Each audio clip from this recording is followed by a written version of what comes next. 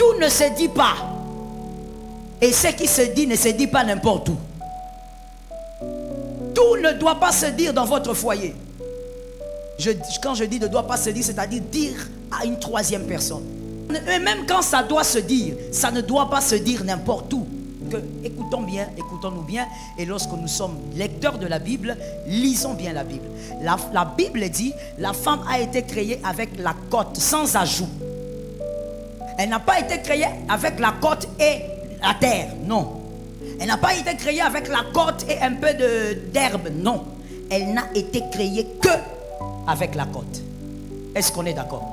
L'homme, lui, a été créé uniquement avec la terre. La poussière de la terre.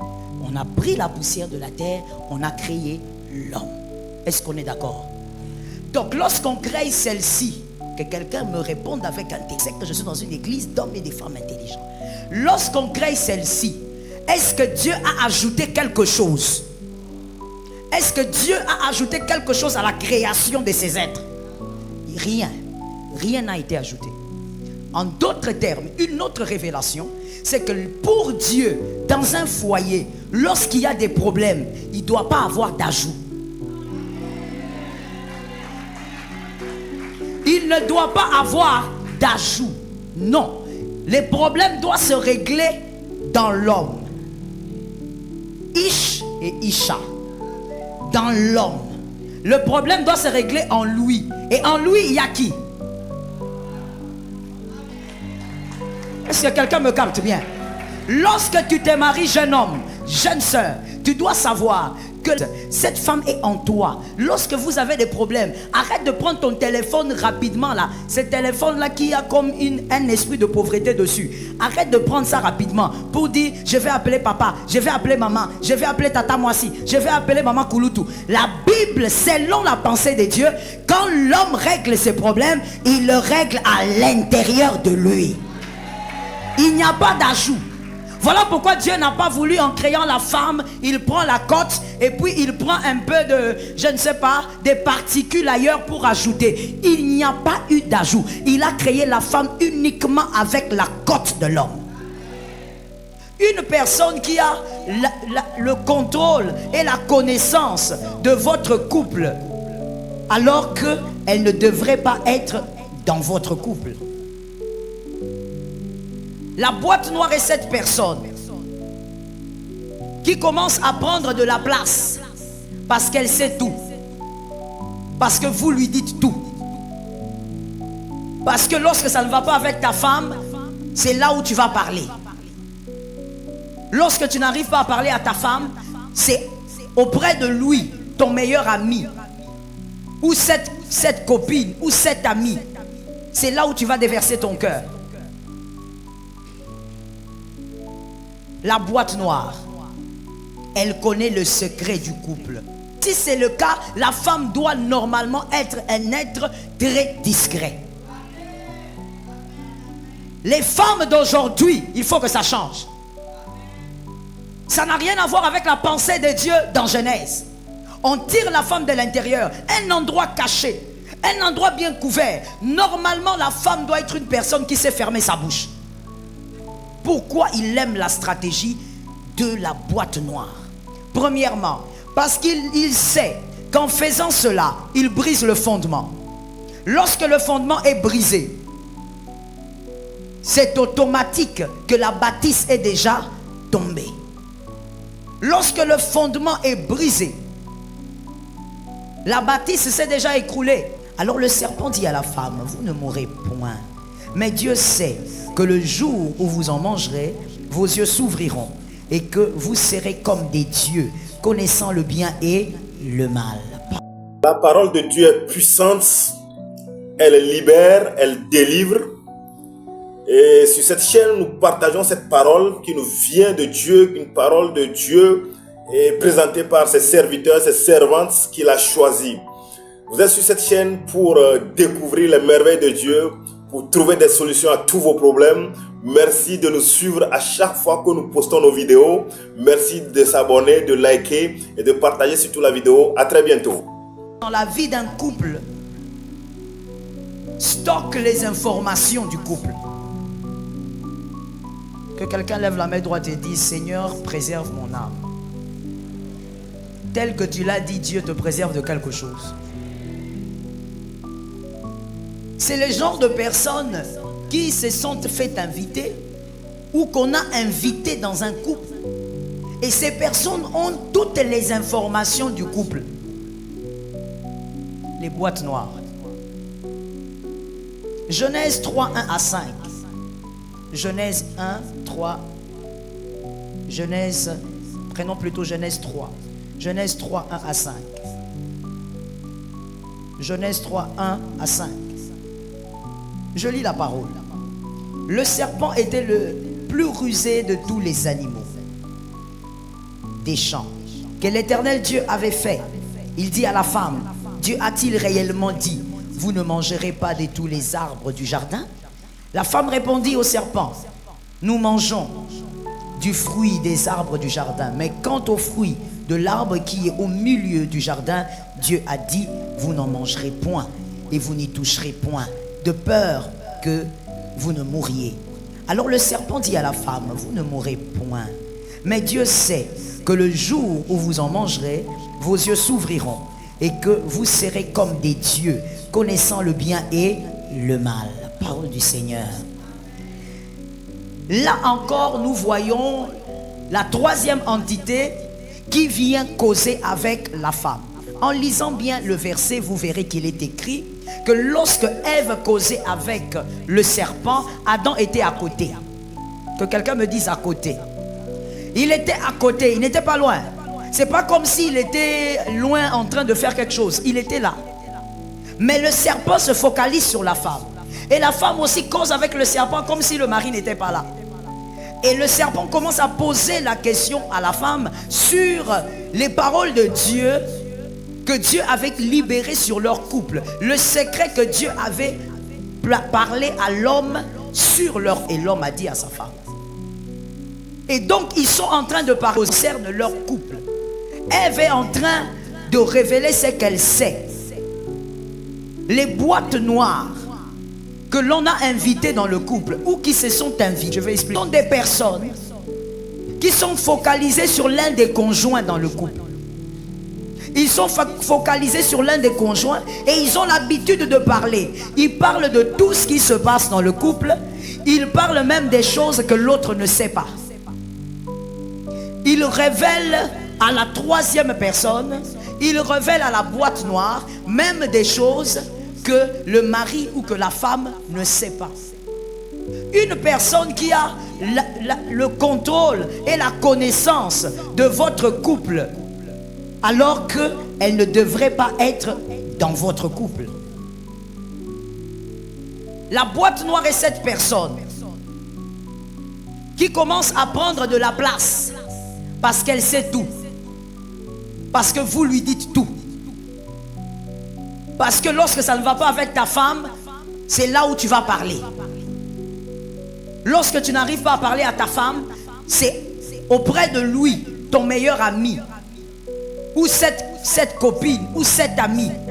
C'est là où tu vas déverser ton cœur. La boîte noire, elle connaît le secret du couple. Le serpent a eu le couple du jardin d'Éden parce qu'il connaissait le secret. Il connaissait le secret du couple. Et la boîte noire connaît le secret du couple. C'est cette personne qui est avec vous, qui maîtrise tout, mais qui n'est pas dans l'alliance. Je bénis celui qui a compris. Parce que si tu ne comprends pas là, tu auras du mal à comprendre le reste. La boîte noire n'est pas dans l'alliance, mais elle connaît tout de l'alliance. L'alliance du mariage, c'est à deux. Ça se passe entre l'homme et la femme. C'est une alliance contractée entre deux personnes. Mais la boîte noire au milieu de vous est la troisième entité qui maîtrise vos problèmes. Elle sait exactement ce qui se passe chez vous sans habiter chez vous. Elle sait exactement ce qui ne va pas chez vous alors qu'elle ne vit pas continuellement avec vous. Que Dieu nous en délivre. Le serpent aime cette stratégie. C'était la première stratégie du serpent. Voilà pourquoi je veux attirer ton attention vers cet élément. C'était la première stratégie du diable. Le diable a regardé le couple, il s'est posé la question, comment je vais faire pour les détruire? Et il a trouvé la première stratégie, c'est la boîte noire. C'est-à-dire convaincre le cœur d'un conjoint afin de s'attacher à celui-là et de tirer, de soutirer les informations. Ce qu'il a commencé en Genèse, il continue jusqu'aujourd'hui. Pourquoi le diable aime cette stratégie? Je te donne 2 raisons ce soir. Pourquoi il aime la stratégie de la boîte noire? Premièrement, parce qu'il sait qu'en faisant cela, il brise le fondement. Lorsque le fondement est brisé, c'est automatique que la bâtisse est déjà tombée. Lorsque le fondement est brisé, la bâtisse s'est déjà écroulée. Genèse 2, 21 dit, Genèse 2, 21, la Bible dit que la femme a été créée de la côte de l'homme. Quelqu'un est d'accord avec moi? La matière qui a créé la femme, c'était la côte. La côte n'est pas une matière extérieure, elle est intérieure. Dieu n'était pas obligé de prendre une matière intérieure. Il pouvait prendre aussi les ongles. Il pouvait prendre aussi les cheveux. Quelqu'un est avec moi? Il pouvait prendre aussi les sourcils ou les cils. En tout cas, Dieu pouvait tout prendre pour créer. Qui est d'accord? Qui est d'accord que Dieu peut tout utiliser pour créer une chose solide? C'est Dieu. Mais Dieu va prendre une matière intérieure. Pourquoi? Une manière de dire, ce qui se passe dans le couple doit être caché. Ça tombe sur quelqu'un de marié ce soir. Ce qui se passe dans le foyer, se doit être caché. Soigneusement caché. Dieu ne va pas prendre une matière extérieure pour créer la femme, mais il prend une matière intérieure. J'ouvre encore une autre parenthèse pour dire, s'il a pris la femme afin de concevoir ce foyer qui doit avoir des choses cachées, on doit veiller sur des secrets qui doivent rester cachés. La femme est donc un être qui a été tiré de l'intérieur et non de l'extérieur. Qui dit oui? La femme est un être tiré de l'intérieur et non de l'extérieur. Qui dit oui? Alors si c'est le cas, la femme doit normalement être un être très discret. Les femmes d'aujourd'hui, il faut que ça change. Ça n'a rien à voir avec la pensée de Dieu dans Genèse. On tire la femme de l'intérieur, un endroit caché, un endroit bien couvert. Normalement, la femme doit être une personne qui sait fermer sa bouche. C'est-à-dire une femme doit être un être discret. Mais aujourd'hui, nous voyons ceux qui détruisent des fois les assemblées, ce sont les femmes. Ceux qui détruisent les regroupements des gens calmes, ce sont les femmes. Donne-moi un amen. Même si tu es triste, il faut donner un amen. Ceux qui viennent mettre le désordre quand les gens sont calmes, ce sont les femmes. Quand les gens veulent rester calmes là, il suffit qu'une femme arrive. Celle qui sépare les frères des frères, ce sont. Tu as peur de parler, il y a une femme à côté de toi. Il ne faut pas avoir peur. Elle ne va rien te faire. Moi-même, je suis là. Quand un bon garçon là, il épouse sa fille, il l'amène chez lui ou chez eux. La personne qui va séparer la famille avec ce garçon, c'est la femme. Est-ce que quelqu'un comprend? La femme, je dis aux femmes, que les femmes me donnent un amen. Madame, selon la pensée de Dieu, tu as été tiré vers l'intérieur. Tu ne devrais pas être un problème. Tu ne devrais pas être une trouble faite. Tu ne devrais pas être cette personne qui parle tellement trop que tu crées des problèmes. Tout ce que tu vois, tu le dis. Tu devrais être un être discret. Le mariage, selon Dieu, ce qui se passe dans le mariage doit être soigneusement caché. Que quelqu'un me dise caché. Merci. Tout ne se dit pas. Et ce qui se dit ne se dit pas n'importe où. Tout ne doit pas se dire dans votre foyer. Quand je dis ne doit pas se dire, c'est-à-dire dire à une troisième personne. Et même quand ça doit se dire, ça ne doit pas se dire n'importe où. L'Éternel, dans Genèse 2, 22, nous révèle encore autre chose. Genèse 2, 22. Un autre fondement, une autre pensée de Dieu. L'Éternel forma une femme de la côte qu'il avait prise de l'homme Et Genèse 2:7 dit que l'homme a été formé de la terre ou de la poussière venant de la terre. Genèse 2:7 dit l'homme a été formé de la poussière venant de la terre. Madame, venez. Mettez-vous debout ici. Monsieur, venez. Et mettez-vous debout là. Maman, c'est quoi? Toi, tu viens ici. Toi, tu viens. Vous voyez la femme, comment la femme est? N'est-ce pas qu'on parle de ça ici là? Quand je parlais de ça, il y avait quelqu'un qui disait maman, tu exagères. Tu vois la femme est comme ça. Je dis ceci. Monsieur, approchez-vous. La Bible dit la femme a été créée par la côte de l'homme. C'est-à-dire que, écoutons-nous bien, et lorsque nous sommes lecteurs de la Bible, lisons bien la Bible. La Bible dit, la femme a été créée avec la côte, sans ajout. Elle n'a pas été créée avec la côte et la terre, non. Elle n'a pas été créée avec la côte et un peu d'herbe, non. Elle n'a été créée que avec la côte. Est-ce qu'on est d'accord? L'homme, lui, a été créé uniquement avec la terre, la poussière de la terre. On a pris la poussière de la terre, on a créé l'homme. Est-ce qu'on est d'accord? Donc lorsqu'on crée celle-ci, que quelqu'un me réponde avec un texte, c'est que je suis dans une église d'hommes et de femmes intelligents. Lorsqu'on crée celle-ci, est-ce que Dieu a ajouté quelque chose? Est-ce que Dieu a ajouté quelque chose à la création de ces êtres? Rien. Rien n'a été ajouté. En d'autres termes, une autre révélation, c'est que pour Dieu, dans un foyer, lorsqu'il y a des problèmes, il ne doit pas avoir d'ajout. Il ne doit pas avoir d'ajout. Non. Les problèmes doivent se régler dans l'homme. Ish et Isha. Dans l'homme. Le problème doit se régler en lui. Et en lui, il y a qui? Est-ce que quelqu'un me capte bien?